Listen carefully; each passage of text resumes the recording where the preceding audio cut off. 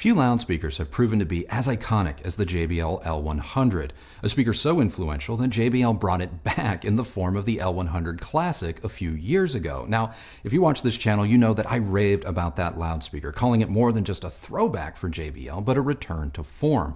But the L100 was not without its faults. Its $4,000 asking price, large size, and relative thirst for power kept it from being a speaker for the everyman. Enter the JBL L82. Is this the smaller, less expensive everyman speaker the L100 wasn't? Well, go ahead, subscribe, and hit that like button, and let's find out.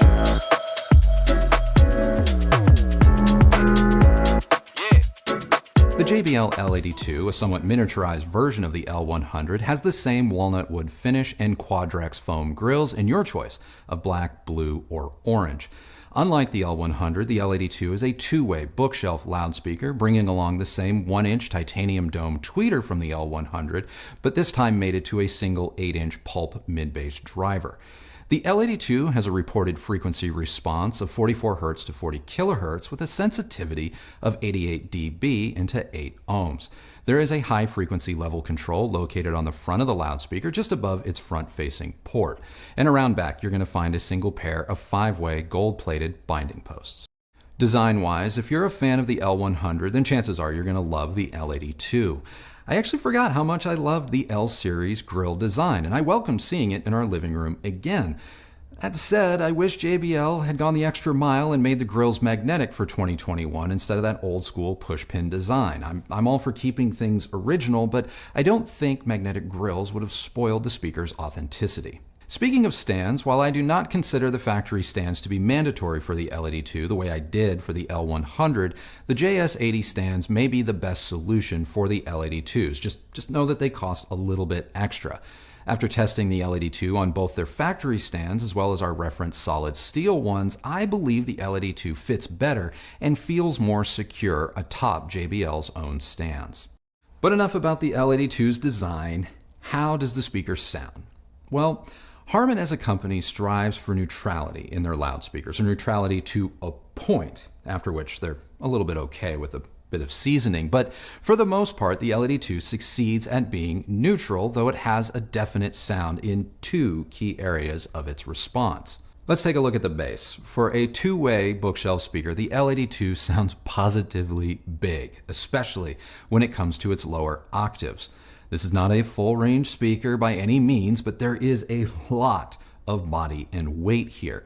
The accentuated bass is easily heard from the speaker. No special equipment or knowledge required. It's there. As a result, low notes have real gravitas, but they can lack some detail and dynamics.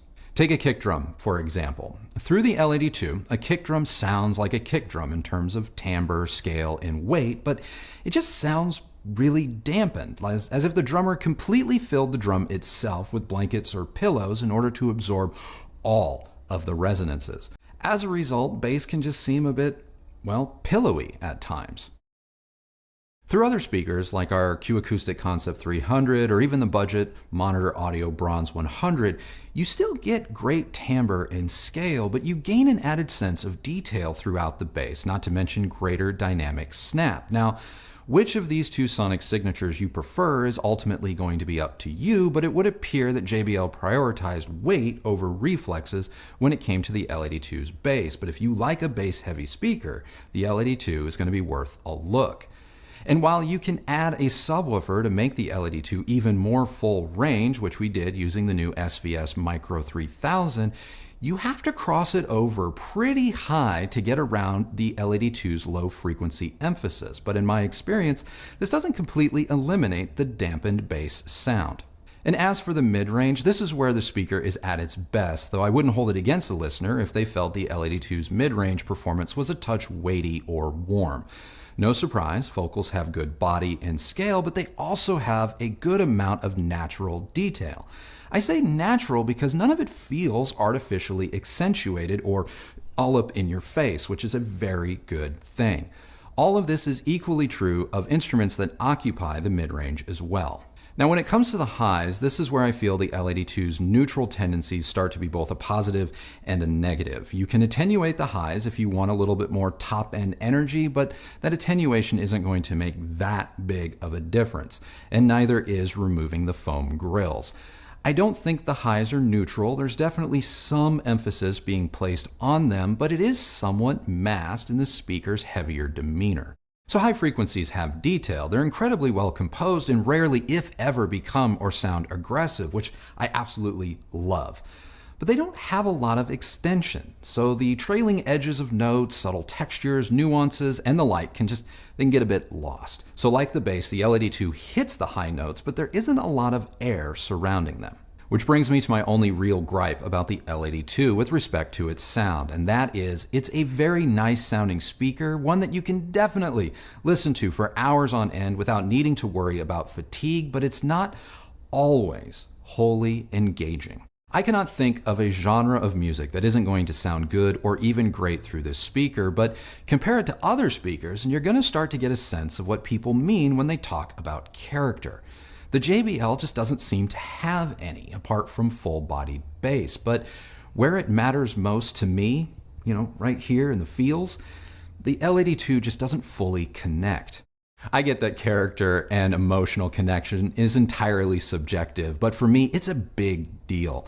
I appreciated the JBL L82's sound. I liked it every time I listened. I could even point to certain things in a recording and go, hey, that's really well done, or ooh, that seems a little bit better than speaker X. But at the end of the day, when I switched to another speaker, for example, our Concept 300s, I suddenly felt closer, more connected to, and engaged by what I was listening to in comparison.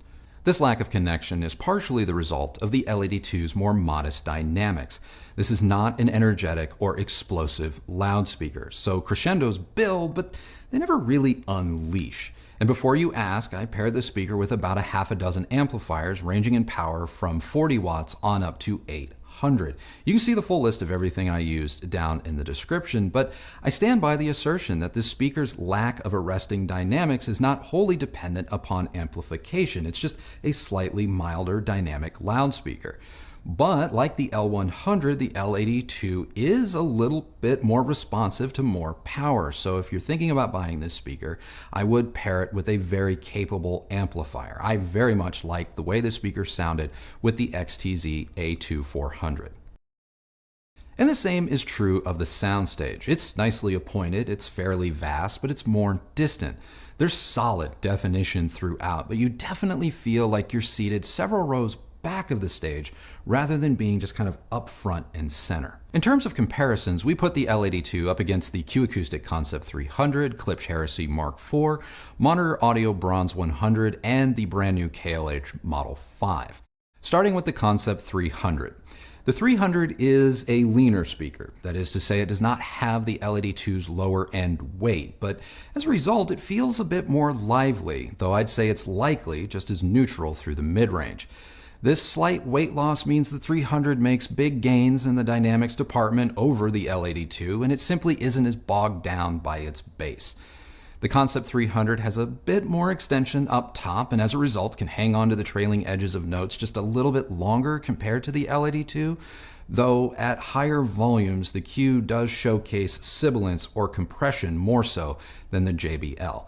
The JBL more than holds its own against the costlier 300, but if I had to pick between the two, I'm gonna go with the 300, although I prefer the size and look of the JBL. Now, the Bronze 100 shouldn't be compared to the L82, as it's a quarter of its price, but it's also the only 8-inch two-way I have in-house at the moment, so comparisons were going to be made. The 100 is a far more dynamic and upfront loudspeaker, no questions about that. It has a more in-room presence compared to the L82. The L82 monsters the 100 in terms of bass and absolute refinement, but depending on your personal music and sonic tastes, I wouldn't be surprised if some of you actually preferred the less expensive Bronze 100. And as for the Heresy Mark IV, when you add in the cost of the L82 with its stands, the two are more comparable in price. The Klipsch has a more live, you are there sound and presence, and the difference is immediately obvious. But I understand this is a total Coke versus Pepsi argument, for no amount of anything that I'm going to say will deter those of you who prefer JBL from going with JBL, and vice versa. But it should come as no surprise that the Klipsch is more involving, more dynamically interesting, and more transparent to the source for better and for worse compared to the L82. But where the L82 shines is that it plays deeper on its own. It has a better, more nuanced soundstage, and it lacks the Klipsch's coloration or character, which for some of you is a big win. But for me, I still prefer the Klipsch. As for the KLH Model 5, the Model 5 really is a problem for a lot of speakers right now, and the L82 is no exception. The 5 has a similar vintage flair and hi-fi lineage, and it does all of this for less money. The 5 is a true three-way design that manages to be largely neutral while still being engaging and shockingly full-bodied. It's a bit larger than the JBL, and I prefer the visual styling of the L82 to that of the Model 5, but in terms of value and sound quality, the Model 5 manages to be an L100 killer for less money than an L82. So in the end, and to wrap it up and bring us back to our question at the beginning of this video, how does the L82 compare to the JBL L100, its bigger brother? In my honest opinion, the L82 is the better loudspeaker. Nothing against the L100, it's special in its own right, but the L82 manages to get a lot of what made the L100 so special with less of its drawbacks. The L82 is still a bass-heavy loudspeaker like the L100. It's just not as bass-heavy. It still requires a fair amount of power to sound its best, but it doesn't require as much power as the L100. So yeah, the L82 is going to be more approachable, not only financially, but in terms of your system, making it a better fit for more people. In the months that I have had this speaker and I've been listening to it and enjoying it, I have always admired it. I've always respected its sound quality. But if you're a regular viewer of this channel, you know that I am all about that emotional connection. And for me, the L82's more neutral sound just never fully connected right here. So that's it. That is my review of the JBL L82 Classic. Now, what does Kristi think? Okay. This speaker honestly surprised me twice. Okay. So when we first got it, I really didn't expect to like it that much. Really? Yeah, because I wasn't a huge fan of the L100 for many of the reasons that you spoke about in the review. Okay. Like, it's so bass heavy. It's just not the type of sound that I typically prefer, you know? Okay, yeah, you're a little bit more into that. The livelier sound. Livelier sound, yeah. And I'm very particular about my bass. I like quick, fast, not, not so much weighty, Okay. Well, I think you like weight. It just has to have punch, and slow moving bass is not your thing. No, not at all. Okay. So I half expected to experience just a smaller version of that with the L82. Okay. And not to say that I didn't entirely, because I do completely agree with you in terms of this speaker, the L82, still having some of that weightier bass. Yeah. That is still there. It's still, I think, just inherent in the JBL sound. But I did like it a whole lot more. And that surprised me. First of all, I absolutely adore the style and look of this speaker. Yeah. It is so cute. I know you probably shouldn't call a speaker cute. It's actually very stylish. It feels like a really nice dress or suit, It does have a tailored quality to it. Yeah, I love the blue speaker grills. Blue was your idea. Yes, it was. I would have gone with the orange again, but you were like, let's try something different. Yeah, I wanted something different. I mean, I don't need to revisit something we've already done. Can I just say? Yeah. You were dead set. You were dead right about the blue. I prefer the blue to the orange. Yeah. Oh, 100%. Yeah. 100%. Even though I know the orange is iconic. It's classic. It's iconic. Yeah. But I also think it dates it a little bit. and the blue feels just a little bit more modern, which I know is the irony of that statement coming out of my mouth is hitting me right now because I just panned Emotiva all the hell about their blue freaking lights. But anyway. Blue foam is okay. Blue foam is different than a blue neon light. Anyway, okay. I think it's a great looking speaker. It is. And I really like the size of it. I think you're right. I think it's going to fit be more like environmentally friendly. Yeah. When it comes to living with a speaker. Yeah, and I can hear all of the complaints now, or not complaints, but comments that some of you are making is, once you include the stands, then it's the same size as a floor stander. Not really. And it's like, that's physical footprint. Yeah, I get it. But visually, being able to see air kind of underneath the speaker, the fact that it's not this heavy, cast, shadowy, weighted thing. I mean, I get it. Physical footprint in a room, it is roughly the same size as a tower. It just doesn't feel it. So, yeah, 100% agree with you. Yeah. I think there is a bit of a difference when you're talking about size in that respect. Now, where this speaker surprised me, like more than once, was, so we bring it in the house and we're living with it, and I'm like, dude, like this sounds really good. Yeah. Or, hey, I like this. Like I really enjoyed it watching movies even. Yeah. But it was in the last few days or the last week, I guess, of our final evaluation, where we brought out other speakers and did some, true hardcore A/B comparisons. Yeah. I was like, God, darn it. Darn it. Golly gee, folks. Because I honestly, I really wanted to be able to just come in here and be like, yeah, L82 for the win. Yeah. Go get it. Not that I don't think you should, but I wanted it to be like my pick, Yeah. But then we brought out these other speakers and I was like, yeah, no. I got reminded about what kind of listener I am. Yeah. Who am I when it comes to how I like to hear my music? And while I will stand by the fact that I think this speaker, the L82, is a great speaker, it is not the speaker for me. I would love to put the insides of something else maybe in its form, because then it would be just perfect. Great to have as an addition. Yeah. But the lively sound that comes from other speakers such as clips or the Q acoustics or even the monitor audio, it's more in line with my liking, my taste. And I feel like who this speaker's for. If you're the type of person, when you go see a live concert, are you the type of person that buys the seats? Do you like to sit in a chair and enjoy the show? Or do you buy that general admission ticket and you get down in the pit? You're on the floor. You're on the floor. You are close. You want to be sweated on. You want people running into you because they're dancing and cutting loose.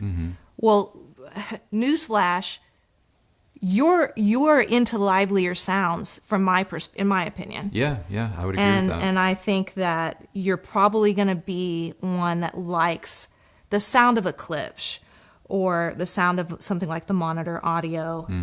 If your budget's a little more, Coors Light friendly, that's probably going to appeal to you. Yeah. But if you like to go and be comfortable and not be interrupted by people talking around you or getting in your space, then I think the JBL L82 or conversely the L100 is probably going to be right up your alley. Right up your alley. Yeah. That's kind of where I stand. Now, I really understood that about these speakers when we were listening to a couple of different songs in particular. Okay. So one of my favorite bands is Local Natives. I don't know if anybody out there is a fan of them, but I have seen them live. I know what they sound like live. They have a song called Coins that we listened to in testing, and we listened to this song on Everything, and compared it. And that guy's voice, the lead singer's voice, after the first few phrases, or I don't know what you would call it. Bars. Yeah. It pierces. Yeah, it's supposed to. It's supposed to. Yeah. It kind of explodes, crescendos, if you will. Yeah. And not that it sounded bad with the L82, because it didn't. It just felt removed. I felt like a step removed. It's to me it's the L82. The L82 harkens back to a more studio monitor type speaker. So you may be there with the band. It may sound great, but you're in the booth. You're at the board. You're not out in the room. And I know I've made that analogy with a couple of other speakers. I think I made it as recently as talking about the Forte 4s, where it's like you're in the room. And I totally agree, because I know that song as well. And you're right. It kind of feels like it wants to come at you, and it's kind of almost like a dog hitting the end of its leash. You're like, here it is, and then it's like it just pulls up. It just pulls up just a tiny bit short. And as a result, it always kind of feels just a little bit at arm's length. Yeah. And the other song that I thought was where it was even more evident was there's a song by a band called Foals. It's actually a remix by Hot Chip, and the song is called My Number. And if you haven't heard it, it's a really, really cool sound. It's got a song. lot of ambient and soundstage cues. We use it a lot. Yeah, so I actually introduced it to Andrew. Yeah, it's really good like that. It's really long. It's like an extended version, but as Andrew says, it's a great demo track, because you can really see all the, you can really see where the sounds move from left to right, and where they just sort of appear. It's almost kind of like a surround sound effect. It plays with phase a lot, so you do get that. It plays with phase a lot, so you get a lot of that atmospheric stuff, and it's one of the more three-dimensional, two-channel songs that I've heard in recent memory, that's a newer recording. Yes. But they don't do that as often anymore. So at the beginning of the song, there's a lot of sounds happening kind of all over the place. And then, 45 seconds, a minute in, you hear, it's almost like you're at a party. And you hear all these people talking in the background. And then slowly the main singer's voice starts to come up. And you know, like in the booth, the guy mixing it is slowly pushing that slider up. Yeah. So it's kind of like, imagine you are in a swimming pool and you're underwater, and you know how when you're underwater you can still hear sounds and stuff going on outside, above water. Yeah. But it's all very muffled. But as you get closer, and you peer, like if you were to burst out through the water, everything comes quickly into focus. Yeah. Well, that song it's kind of mixed in that way, where when his voice comes through, you should really just kind of feel it explode. Yeah. And that was where the L82 just didn't quite get there. Yeah. It was just like, you still felt like you're a little bit underwater. Or you came up this much. Yeah, your ears are slightly submerged instead still. Of coming out It just lacked that explosiveness. Yeah. And that's where I feel like maybe somebody is more into that. The benefit that we have, and sometimes, and especially in this case, it almost felt like a detriment. Because here I was chucking along, living with the L82s, just loving on them, really loving on them. And then we started pulling in these other speakers, and I was like, oh, crap. I actually, no, Christy, you, this is what this is what it supposed to sound like, and this is my cup of tea, and this is what's going to make me kind of get up and dance. Yeah. That's the beauty and like you said, the detriment of the hobby. Is the truth of the matter is that honestly, 99% of us, myself included, we would be perfectly fine with these loudspeakers. We'd be perfectly fine with a lot of loudspeakers, but that's reality. But the fun part of the hobby, and the reason why channels like ours exist, the reason why you seek out channels like this, is because it's all about, well, this versus that, and this versus this, and how does this work with that, and that's the chase, and narrowing down what it is that you like, and so the L82 for me, it's a great speaker. It just is. It's just not ultimately exactly what I'm looking for. And that's it. That's the bottom line. Yeah, and I don't think like I said a minute ago, I don't think there's anything wrong with that. There's nothing wrong with knowing the type of person you are when it comes to how do you want to enjoy your music and your movie experience. And I actually think that if you're the type that's really into electronica, jazz music, even classical music, I think that you're probably going to really enjoy the JBL. Yeah. I think that once you bring in heavy vocal artists or something with a lot more dynamics, that's where maybe something else might be a little bit better. A little bit of a better fit. And that's all there is to it, really. Yeah. So that's it. That is now our review of the JBL L82 Classic. What did you guys think? Let us know down in the comments below. And while you're down there, my question of the day for you guys is this. Between the L100 and L82 Classic, which one would you pick and why? Let us know down in the comments below. If you like this video, please do give it a thumbs up, like, and subscribe. Go ahead and ring that bell so that you're notified when new videos come out. If you use any of the links that Kristi left for you down below, know that that is a great way that you have continued to show your support for this channel and the work that we do here, and both of us thank you very much. Follow me on Instagram at Recovering Audiophile, and that is it for me today. Hopefully we have internet back when I start to edit this. But you know the drill. The only person who has to like the sound of your system is you. So happy listening, everybody. Thank you so much for watching. And again, for all of your support, we really appreciate it. And we'll see you on the next video. Bye.